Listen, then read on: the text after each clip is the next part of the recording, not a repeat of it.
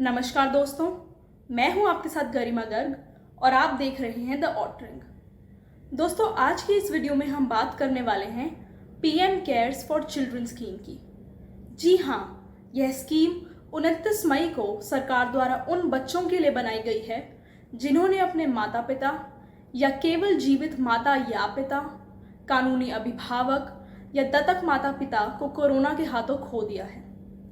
जैसा कि हम सब जानते और मानते हैं कि बच्चे किसी भी देश का भविष्य होते हैं, तो यह देश की और सरकार की जिम्मेदारी बनती है कि इन बच्चों का भविष्य सुरक्षित रहे और इन्हें किसी प्रकार की कोई दिक्कत या परेशानी ना हो।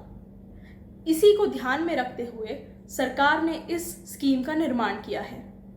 तो आइए जानते हैं कि इस स्कीम के अंतर्गत क्या क्या प्रावधान है। सरकार हर ऐसे बच्चे के लिए पीएम केयर्स फंड से 10 लाख रुपयों का फिक्स्ड डिपॉजिट करेगी, जिस पर जो भी ब्याज उत्पन्न होगा वह बच्चे को 18 साल की उम्र से अगले 5 साल तक महीने दर महीने मिलता रहेगा।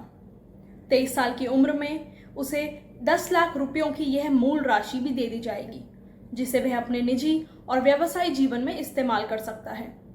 अब अगर बात करें शिक्षा की, तो 10 साल से छोटे बच्चों को सबसे नज़दीकी केंद्र विद्यालय में दाखिला दिलवाया जाएगा। उन्हें किसी प्राइवेट स्कूल में भी दाखिला दिलवाया जा सकता है, जिसकी fees RTE right to education norms के अनुसार पीएम केयर्स फंड से भरी जाएगी। 11 से 18 उम्र तक के बच्चों के लिए भी यह प्रावधान वैध रहेगा।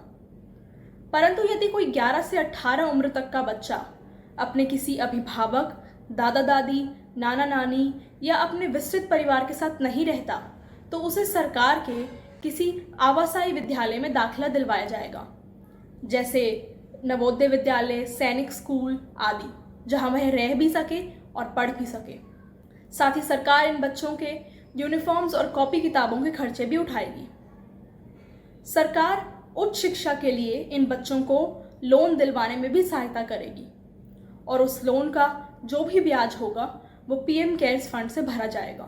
इसके अलावा सरकार हर बच्चे को आयुष्मान भारत स्कीम के अंतर्गत 5 लाख रुपयों के स्वास्थ्य बीमा के लिए नामांकित करेगी, जिसकी बीमा किश्त बच्चे के 18 साल तक के होने तक पीएम केयर्स फंड से भरी जाएगी। यह बात रही स्कीम निर्माण की, परंतु इस स्कीम को लेकर कई सवाल उत्पन्न होते हैं, जिनमें से पहला है कि सरकार ने 11 से 18 साल के उम्र तक के बच्चों के लिए तो आवासीय विद्यालयों की बात की है, परंतु यदि कोई 10 साल से छोटे बच्चे के पास परिवार नहीं है तो उसके पालन की सरकार ने क्या व्यवस्था की है।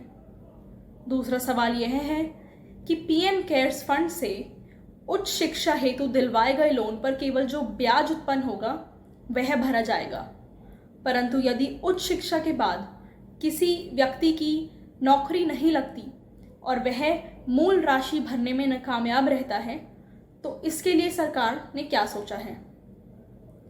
वैसे तो विमेन एंड चाइल्ड डेवलपमेंट मंत्रालय के अनुसार पिछले 55 दिनों में 577 बच्चों ने अपने माता पिता खो दिए हैं, परंतु क्या यह डेटा संपूर्ण है? इसके ऊंचे अनुमान लगाए जा रहे हैं कि यह डेटा पूरा नहीं है और ऐसे कई और बच्चे होंगे, क्योंकि जब कोविड डेथ डेटा ही पूरा नहीं है तो यह अंतर होना निश्चित है।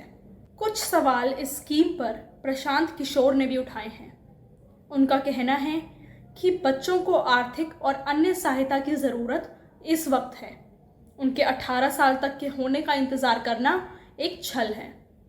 साथ ही उनका कहना है कि निःशुल्क तालीम तो 6 से 14 उम्र तक के बच्चों को RTE राइट टू एजुकेशन के अंतर्गत भी प्रदान की जाती है, तो इसमें सरकार ने नया क्या किया है। प्रशांत ने अपने ट्वीट में कुछ शब्द जैसे प्रॉमिस, अश्योरेंस को बड़े अक्षरों में लिखा है, जिससे यह सीमित होता है जैसे वे सरकार की इस स्कीम को केवल एक झूठा आश्वासन बताना चाह रहे हैं। उन्होंने आयुष्मान भारत स्कीम की पारदर्शिता पर भी प्रश्न चिन्ह लगाया है। आपको बता दें कि 1 जून को सुप्रीम कोर्ट ने भी सरकार से इस स्कीम की सारी जानकारी मांगी है कि इस स्कीम के लाभार्थी कौन होंगे, उन्हें पहचाना कैसे जाएगा, यह स्कीम लागू और अमल कैसे होगी आदि। सरकार जल्दी ही यह सारी जानकारी सुप्रीम कोर्ट को लिखित में देगी। आज की इस वीडियो में बस इतना ही। देखने के लिए धन्यवाद और जुड़े रहिए द ऑटरिंग से।